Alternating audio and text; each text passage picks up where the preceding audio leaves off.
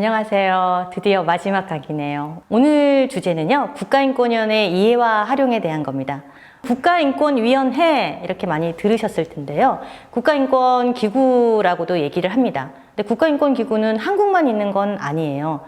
여러 나라에 있습니다. 국제인권 규약도 있지만 각국 나라에서 사회 구성원의 인권을 위해서 노력해야 한다라는 고민 속에서 만들어진 게 국가인권기구 논의입니다. 그래서 60년대부터 세미나 등 각종 하면서 78년 지침들을 만들고 91년에 1차 파리 국제인권회의에서 국가인권기구에 대한 원칙들이 만들어집니다. 92년, 93년을 거치면서 유엔 총회에서 파리 원칙이라고도 하는 국가인권기구의 지위에 관한 원칙을 만듭니다.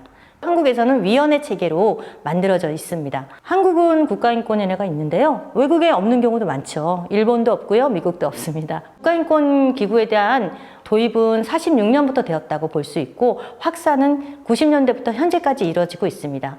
국가인권기구에 관한 원칙인 파리 원칙에서 국가인권위의 역할에 따른 4가지 원칙이 있습니다. 첫 번째는 독립성인데요. 법적으로나 운영적으로나 독립성이 있어야 한다는 게 첫 번째고요. 재정적인 독립성도 있어야 한다. 그러니까 재정을 주지 않고 어떻게 조사활동을 하겠어요? 가능하지가 않죠.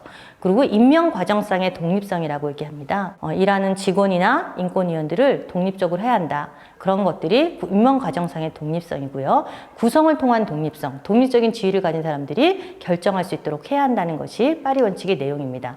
파리 원칙의 내용이 구체적으로 실현된 것은 93년 6월 세계 비엔나 대회에서입니다. 한국에서는 97년에 김대중 대통령이 국가인권위원회 설립을 대선 공약으로 했어요. 그래서 인권 시민사회단체들이 98년부터 계속 운동을 했고요. 99년 4월 그리고 2000년 12월까지 국가보안법 폐지와 그 국가인권위원회 설립을 위한 노숙 단식 농성을 하면서 아주 본격적으로 이루어집니다. 2001년 4월에 인권위법을 통과했고요. 2001년 11월에 인권위가 발효를 하죠. 인권위의 중요한 것들 중에 하나는 이런 특성이 있습니다. 첫 번째로는 국가가 인권보장 책무를 이행하기 위해서는 내부 어떤 반성장치라는 측면입니다. 국가기구니까요. 국가가 국가기구를 감시하는 것이니까 그 역할은 굉장히 크겠죠. 그리고 두 번째로는 국가로부터 독립됐으니까 누구랑 협력을 해야 돼요? 시민사회랑 협력을 해야 되는 거죠. 왜냐하면 장애인 인권운동하는 단체가 혹은 장애인 당사자들이 침해받는 내용, 그래서 필요한 것이 무엇인지 그 제도에 대해서 잘 알 거 아니에요.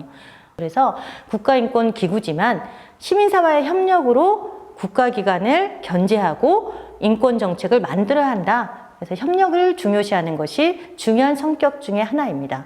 그럼 세 번째로는 국가인권기구지만 국제인권기준에 따라 만들어진 거거든요. 그래서 국제인권기구가 공고를 내리면 그걸 이행할 수 있도록 해야 되기 때문에 준국제기구라고도 합니다. 국가로부터 침해받건 혹은 제3자로부터 침해받던 자기의 권리를 구제받는 게 사법기관이잖아요. 근데 사법기관은 여러분 아시겠지만 대법원까지 갈 때 10년이 넘게 걸리는 경우도 있습니다.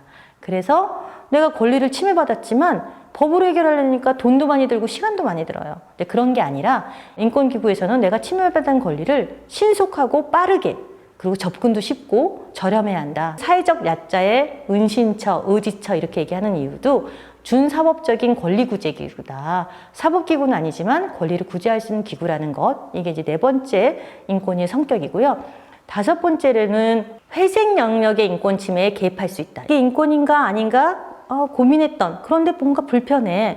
이건 인권 영역 아니야? 라고 얘기하면서 인권의 논리, 인권의 가치를 학대하는 겁니다. 인권위가 권고한 것 중에 이제 대표적인 것 2가지가 있어요. 크레파스 할 때 지금은 살구색이라고 하죠. 살색이라고 예전에 했단 말이에요. 살구색이 왜 살색이에요? 흑인들한테는 내 살색은 그게 아닌데? 백인들이 봤을 때 내 살색은 그게 아닌데? 이렇게 되죠. 매우 차별적인 거죠. 인종차별적인 논리가 있는 거예요. 이건 차별이다. 진정하고 혹은 인권위에서도 그걸 권고를 했죠. 이거는 살구색으로 권고해라. 그래서 많은 교과서에서도 그렇고 그 크레파스나 이런 물감 하는 데서도 살색이란 표현을 안 쓰고 살구색으로 합니다. 인권의 가치를 확대한 거죠. 또 하나는 이런 게 있었습니다. 예전에는 채용을 시험 볼 때 이력서에 가족관계까지 다 넣었어요. 그래서 이 사람이 한부모 가족인지 또 외모가 어떤지 이런 것까지 다 포함했죠. 그건 인권 침해적이다 라고 인권위가 얘기하니까 아, 맞아. 우리나라가 너무 외모차별적이었고 가족차별적이었어 라고 하는 것을 전 사회가 알게 된 거죠. 그래서 이런 인권의 가치와 논리를 확대하는 것들이 인권위의 역할이기도 합니다. 6번째는 인권위는 각종 인권 교육과 홍보 자료를 만들어요. 그리고 국회와 정부에다가 여러 인권 정책을 해라 라고 공고를 하죠. 그러니까 인권 기준을 공식화시키는 역할을 합니다. 국가기구니까요. 그다음에 7번째는 사회적 다원성을 조직 구성에 반영해야 한다는 것이 7번째 역할인데 한국 사회에서는 너무나 부족합니다. 왜냐하면 법조인 중심의 구성이라고 얘기했잖아요. 그리고 국회와 정부가 자기와 친하거나 혹은 법조인 중심으로 자꾸 인권위를 넣기 때문에 이 부분이 약한 거고 이거는 시민사회의 과제이기도 합니다. 인권위의 성격 중에 또 하나는 차별시정기구라는 것입니다. 예전에는 성희롱 성차별 시정기구가 여성가족부였어요. 그런데 지금은 2005년부터 바뀌어가지고 성희롱이나 성차별을 인권위에 시정합니다. 그리고 2008년부터 시행된 장애인 차별법 때문에 장애인 차별이 있을 때 시정하는 기구가 또 인권이기도 합니다. 그 외에도 국가인권정책 기본계획이라고 NAP라고 하는데요. 국제사회에서 한국 정부에 권고한 거예요. 각국은 그 나라의 인권정책을 만들어야 된다라고 하는 거예요. 또 한국이 가입된 여러 가지 국제인권규약기구가 4년마다, 5년마다 이렇게 심의를 하는데요. 그 심의할 때 의견서를 제출할 수 있죠. 한국은 이런 자유권이 부족해요. 정부가 이런 자유권을 침해했어요. 사회권이 이렇게 부족해요. 뭐 파업권이 보장이 안 돼요. 이런 거를 의견서를 제출하면 그걸 참조해서 각종 규약기구 위원회가 한국 정부에 이런 걸 시정해라 공고합니다. 이런 것들이 국가인권위원회의 성격과 역할입니다. 국가인권위원회법을 보시면 그 중에서도 또 중요한 것들이 정의규정입니다. 정의규정에는 인권위의 역할도 있지만요. 어떤 것이 차별금지 사유인지가 적혀 있습니다. 한국에서는 헌법이 만들어진 게 사실 87년에 개정되고 아직까지 개정이 안 됐잖아요. 그러다 보니까 차별 사유가 굉장히 많지만 포괄적으로 아주 조금만 들어있어요. 근데 국가인권위원회법에서는 차별금지 사유가 19개지가 써있죠. 그래서 뭐 여성 성별 따른 것만 아니라 출신 국가, 외모, 신체 조건, 가족 형태, 성적 지향, 학력 혹은 건강 상태인 병력 이런 거에 대한 차별을 금지해야 한다는 차별금지 사유가 적혀 있기 때문에 이걸 기준으로 해서 이건 차별하면 안 되구나 혹은 나의 권리구나 이런 걸 이해할 수 있다는 점에서 정의 규정이 굉장히 중요합니다. 국회에 차별금지법이 4개가 발의되어 있는데요. 그 차별금지법 사유에도 국가인권위원회법의 정의 규정에 있는 차별금지 사유가 들어갈 것이고요. 그 외에 더 추가돼서 들어갈 거라고 생각합니다.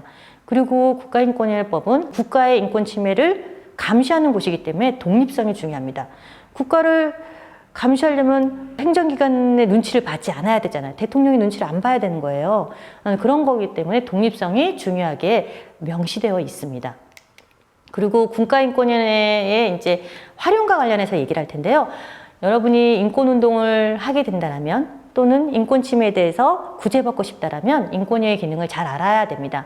한국 국가인권위원회는 국제사회에서 굉장히 초기에 많은 관심을 가졌습니다. 왜냐하면 이렇게 4가지 기능이 다 있는 국가인권기구가 없거든요. 조사구제 기능과 정책기능, 그리고 교육기능, 협력기능 이렇게 4가지가 있습니다. 조사구제라는 건 내가 인권 침해를 받았어, 내가 차별받았어 했을 때 진정을 하면 그걸 조사하는 게고요. 정책기능이라는 거는 인권정책과 관련해서 정부에 공고할 수 있는 거죠.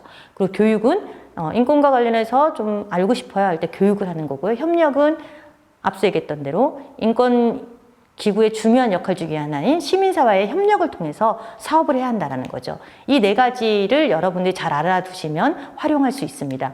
예를 들면 국가보안법 폐지 공고를 했을 때 시민사회와 같이 캠페인을 할 수도 있겠죠. 근데 폐지 공고 캠페인은 안 했습니다. 하지만 최근에는 차별금지법 제정을 위한 캠페인을 인권위가 같이 하고 있고요. 최근에 만들어진 대체복무제 공고도 캠페인도 하고 있습니다. 국가인권위원회 기능을 잘 활용해서 인권위가 할 수 있는 공신력 그리고 재원 이런 것들을 시민단체, 인권단체가 잘 활용하면 인권을 증진시키는 데 큰 역할을 할 수 있을 거라고 생각합니다. 대표적인 좀 인권위의 직권조사와 관련해서 말씀을 드릴 텐데요. 대표적인 거는 이런 게 있습니다. 2002년에 서울지검 피의자가 사망했을 때 검찰을 대상으로 했어요. 검찰은 무한 권력이 있잖아요.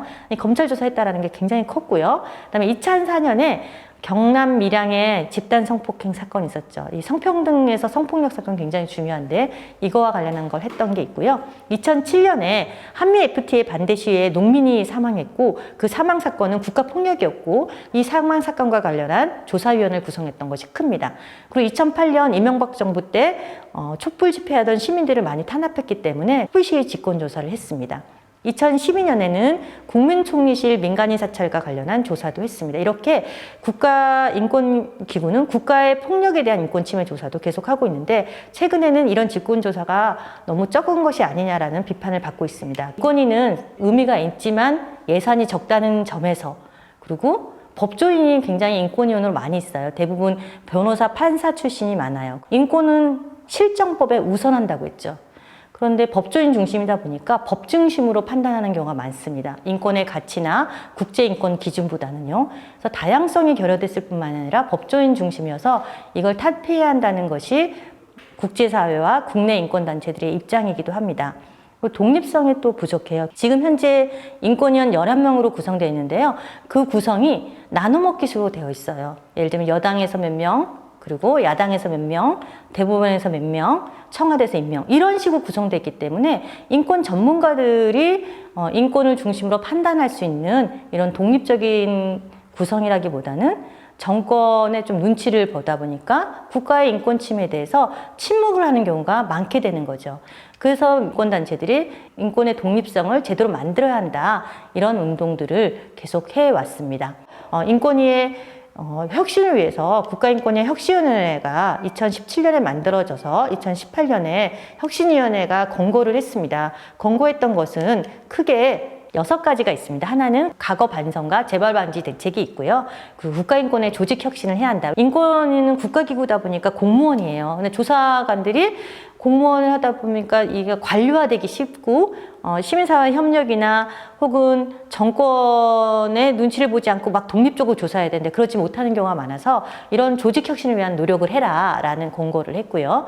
그 다음에 투명성과 책임성 강화를 위해서 노력해라 라고 하는 권고가 있었습니다. 그 외에도 조사 구제를 위한 혁신, 그리고 시민사회와의 실질적인 교류 확대, 인권인의 비정규직 문제 해소 이런 혁신 방안을 했는데요. 아직 혁신의 권고가 완전히 이루어졌다고 하기는 어렵습니다. 그래서 인권위 혁신을 위한 것도 시민사회의 노력 중에 하나이니까요. 이 부분에 대해서도 많은 관심을 가졌으면 좋겠습니다. 인권위를 활용을 잘하는 것뿐만이 아니라 인권의 현장에서 발로 뛰는 것도 굉장히 중요합니다.